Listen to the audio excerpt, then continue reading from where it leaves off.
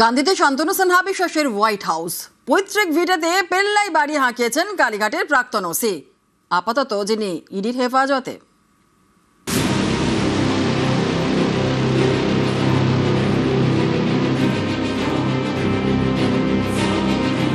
বাংলার মাটিতে যেন প্রাসাদের লড়াই।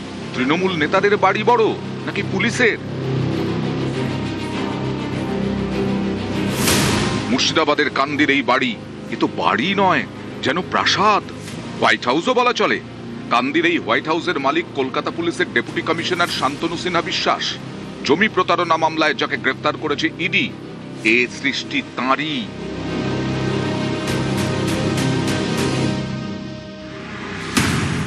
কদিন আগে সবাইকে তাক লাগিয়ে দিয়েছিল পৈলানে তৃণমূল বিধায়ক দিলীপ মণ্ডলের বাড়ি। দিলীপকে টেক্কা দিতে হাজির শান্তনু। এ যেন বিগ বাজেটের বলিউডি কোনো সিনেমার সেট। ধপধপে সাদা বাড়ির সামনে সিংহমূর্তি, পেল্লায় দরজা, ভেতরে রয়েছে পুকুরও।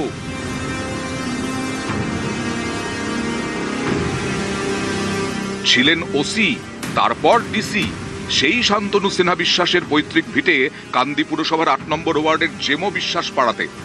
কবছর আগেও ছিল ইটের বাড়ি, 5 বছরের মধ্যেই ভোল বদল। ইটের বাড়ি একেবারে রাজপ্রাসাদ।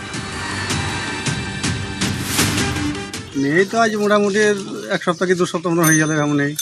আপনাদের সঙ্গে কেমন সম্পর্ক আছে? সম্পর্ক কার সঙ্গে রাখে না, কেন রাখে না।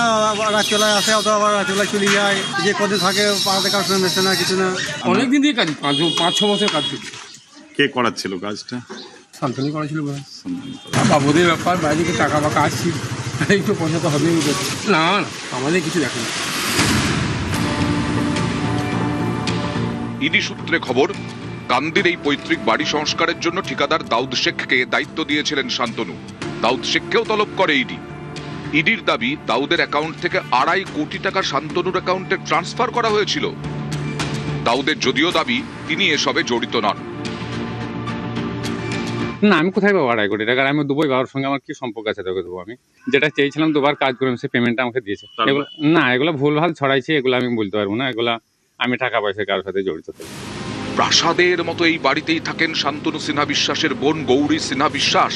তিনি আবার তৃণমূল পরিচালিত কান্দি পুরসভার ভাইস চেয়ারম্যান, যদিও বর্তমানে খোঁজ নেই গৌরীর। দেখুন, আমি এই শহরে ছোট থেকে বড় হয়েছি। এই শহরে ছোট থেকে ওই বাড়িটা আমরা দেখে আসছি। বাড়ির কিন্তু কোনো পরিবর্তন বলতে, কিছু রং হয়েছে, কিছু রিনোভেশনের কাজ হয়েছে। সেখানে কিন্তু এই বাড়িটা অতি প্রাচীন বাড়ি। বাড়ির কিন্তু স্ট্রাকচারে কিন্তু সেই অর্থে পরিবর্তন নেই। রাজ্য সরকার বদলের পর গত 14 মে ইডির হাতে গ্রেফতার হন শান্তনু সিনহা বিশ্বাস। তার বিরুদ্ধে জমি দখল থেকে তোলাবাজির মতো অভিযোগ রয়েছে। শুধু তাই নয়, পুলিশের বদলিও নাকি কন্ট্রোল করতেন তিনি।